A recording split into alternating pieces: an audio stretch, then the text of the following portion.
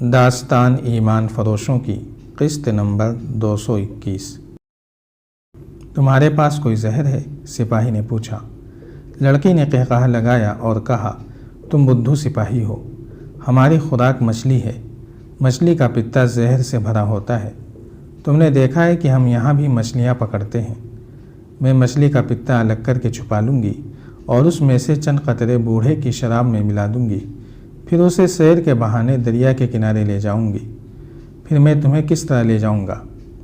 وہ مر گیا تو میں آزاد ہوں گی، لڑکی نے جواب دیا۔ میں سب سے کہہ دوں گی کہ تم میں سے کوئی بھی میرا وارث نہیں جو مجھے اپنی مرضی کی شادی سے روکے۔ میں تمہارے ساتھ چلی جاؤں گی، تم مجھے اپنے گھر بھیج دینا۔ اور سنو، تم مجھے ملتے رہنا۔ اب چلے جاؤ گے تو پھر کب آؤ گے؟ میں صرف گشت پر آ سکتا ہوں، سپاہی نے جواب دیا۔ چوکی دور ہے، گشت کے بغیر ہم گھوڑا استعمال نہیں کر سکتے۔ میرا گشت اسی ساتھی کے ساتھ کل رات کے دوسرے پہر ہوگی۔ میں یہیں آ جاؤں گا۔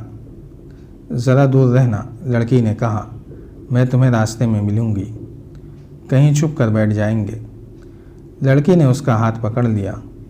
سپاہی نے اس کی طرف دیکھا تو لڑکی نے اس کی آنکھوں میں آنکھیں ڈال دیں۔ سپاہی کے تمام شکوک رفع ہو گئے۔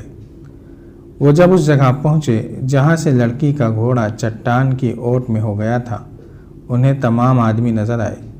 وہ اسی طرف دیکھ رہے تھے۔ انہیں دیکھ کر ان کی طرف دوڑ پڑے۔ دونوں گھوڑوں سے اترے۔ لڑکی کا بوڑھا خاوند سپاہی کے ساتھ لپٹ گیا۔ اس کی آواز کانپ رہی تھی۔ دوسرے آدمیوں نے بھی والہانہ انداز سے اس کا شکریہ ادا کیا۔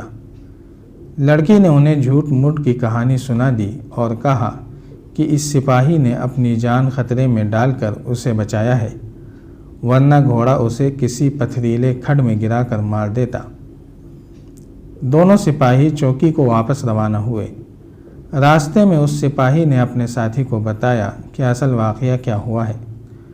اس کے ساتھی کے دل میں رشک سا پیدا ہوا، لیکن اس نے بتایا کہ اس کی غیر حاضری میں ایک لڑکی عجیب سی نظروں سے اسے دیکھتی تھی۔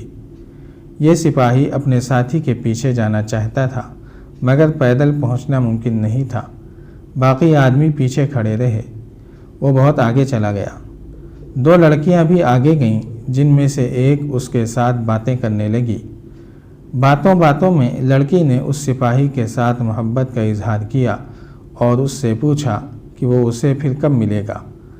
اس نے لڑکی کو بتایا کہ وہ کل رات کے دوسرے پہر گشت پر آئے گا۔ اس لڑکی نے اسے بتایا کہ اسے ایک بوڑھے کے ساتھ بیاہ دیا گیا ہے اور وہ اس کے ساتھ بھاگنا چاہتی ہے۔ دونوں کی کہانی ایک جیسی تھی۔ انہوں نے اس مسئلے پر غور کرنا شروع کر دیا کہ وہ لڑکیوں کو کس طرح اپنے ساتھ لے جائیں گے۔ وہ دونوں اس پر بھی غور کرنے لگے کہ اگر لڑکیاں اپنے خاوندوں کو قتل نہ کر سکیں تو وہ انہیں قتل کس طرح کریں گے۔ دونوں سپاہی بڑے ہی حسین تصورات میں خمار کی کیفیت میں اپنی چوکی پر پہنچے۔ انہوں نے اپنے کمانڈر کو رپورٹ دی کہ فلاں جگہ قاہرہ کے تاجروں کا قافلہ رکا ہوا ہے، جس کے سامان کی تلاشی لی گئی ہے اور ہر طرح اطمینان کر لیا گیا ہے کہ وہ مشتبہ اور مشکوک لوگ نہیں۔ ان سپاہیوں نے لڑکیوں کا ذکر بھی کیا۔ چوکی کے کمانڈر نے رپورٹ کے پہلے حصے کو توجہ سے نہیں سنا تھا۔ جب لڑکیوں کا ذکر آیا تو اس نے دلچسپی لینی شروع کر دی۔ لڑکیوں کی تعداد، عمر، شکل و صورت، قد بت، رنگ و روپ، غرض اس نے کوئی بات نہ رہنے دی۔ سپاہیوں نے اس کے اس رویے کو محسوس کیا اور خاموش رہے۔ چوکی میں ایک اور چوکی کا سپاہی بیٹھا تھا۔ وہ چوکی وہاں سے 8-10 میل دور تھی۔ اس کے کمانڈر نے اس سپاہی کو اس پیغام کے ساتھ بھیجا تھا کہ آج شام کے بعد میری چوکی میں آنا، ضروری کام ہے۔ کمانڈر نے یہ پیغام لانے والے سپاہی کو یہ کہہ کر روک لیا تھا کہ اکٹھے چلیں گے۔ سورج غروب ہوتے ہی کمانڈر سپاہی کے ساتھ روانہ ہو گیا۔ دوسری چوکی پر پہنچا تو شام گہری ہو چکی تھی۔ یہ چوکی ہری بھری جگہ پر تھی۔ وہاں اس شام کچھ اور ہی رونق تھی۔ چوکی کے تمام سپاہی جو ڈیوٹی پر نہیں تھے، چوکی کے باہر گول دائرے میں بیٹھے تھے۔ مشالیں جل رہی تھیں۔ چوکی کا کمانڈر وہاں نہیں تھا۔ اس کے خیمے میں گئے۔ وہاں 2 لڑکیاں بیٹھی تھیں اور 3 صحرائی آدمی بھی تھے۔ ان کے قریب ساز اور دف پڑے ہوئے تھے۔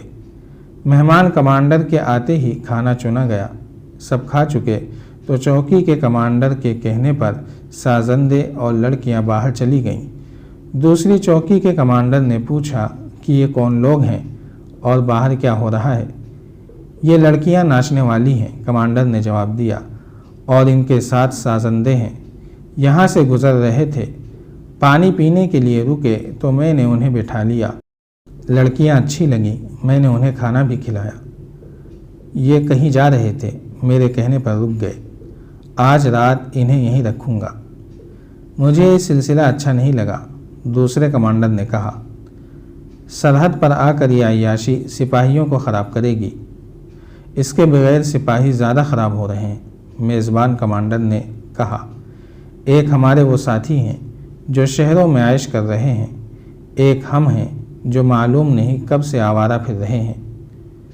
کیا تمہیں سپاہیوں نے کبھی پریشان نہیں کیا کہ ان کی جگہ دوسرے دستے لائے جائیں؟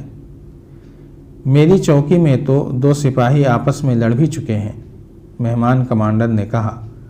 اب تو سپاہیوں کو معمولی سی بات پر غصہ آ جاتا ہے۔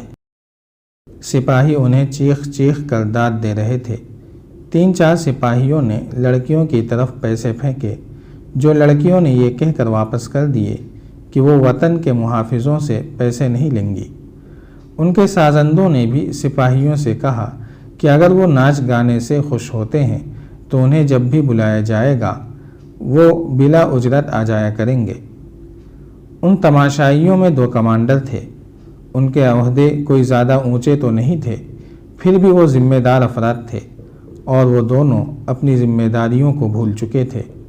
انہوں نے یہ معلوم کرنے کی بھی کوشش نہ کی کہ ناچنے گانے والی یہ پارٹی آئی کہاں سے ہے اور جا کہاں رہی ہے، اور جو کچھ سازندوں نے اپنے متعلق بتایا ہے وہ صحیح بھی ہے یا نہیں۔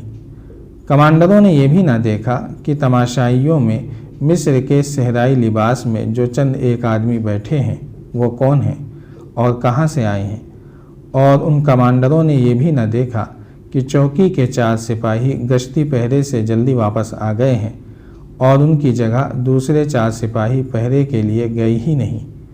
چوکی سے کچھ دور رات کی طرح سیاہ چہروں والے کم و بیش 50 آدمی ایک دوسرے کے پیچھے سوڈان کی طرف سے آ رہے تھے۔ 2 آدمی ان سے بہت آگے تھے۔ پیچھے والے تھوڑا سا چل کر رک جاتے تھے۔ آگے والے 2 آدمی اندھیرے میں ادھر ادھر دیکھتے، رات کی آوازوں کو سننے کی کوشش کرتے اور گیدڑوں کی طرح بولتے۔ پیچھے والے اس آواز پر آگے چل پڑتے۔ دور چوکی سے سازوں کے دھیمے دھیمے نغمے سرحد کی خاموش فضا میں بکھر رہے تھے۔ آگے چٹانی علاقہ آ گیا۔ سیاہ چہروں والے کالے کالے سائے چٹانوں میں غائب ہو گئے۔ ان کے پاس برچھیاں تھیں، تلواریں اور خنجر بھی تھے، اور ہر ایک نے 4-4 5-5 کمانیں اور تیروں کا وزنی خزانہ اٹھا رکھا تھا۔ ان کے استقبال کے لیے وہاں 3-4 آدمی موجود تھے۔ ان میں سے کسی نے آنے والی پارٹی کے سردار سے ہنس کر کہا، لڑکیوں نے کام کر دیا ہے۔ ہاں، سردار نے کہا، ہم ان کے سازوں کے نغمے سنتے آئے ہیں۔ میں نے 10-12 آدمی وہاں تماشائیوں کے بھیس میں بھیج دیے تھے۔ ان میں سے ایک نے آ کر اطلاع دی تھی کہ محفل گرم ہو گئی ہے اور راستہ صاف ہے۔ گشتی سنتری بھی ناچ گانے میں چلے گئے ہیں۔ نیل سے بھی اچھی اطلاع ملی ہے۔ استقبال کرنے والوں میں سے ایک نے کہا، ان لوگوں نے لڑکیوں سے صحیح کام لیا ہے۔ 2 سپاہیوں کو جو کل رات اس طرف پہرے پر ہوں گے پھانس لیا گیا ہے۔ میں نے اطلاع بھیج دی ہے، کل رات کم از کم 3 بڑی کشتیاں آ جائیں گی۔ وہ آگے چل پڑے۔ چٹانیں اونچی ہوتی گئیں، آگے پہاڑیاں آ گئیں۔ جاری ہے۔ اگر آپ کو یہ قسط وار سلسلہ پسند آ رہا ہے تو لائک، شیئر اور کمنٹ کے ذریعے ہماری حوصلہ افزائی کریں۔ جزاک اللہ خیرا۔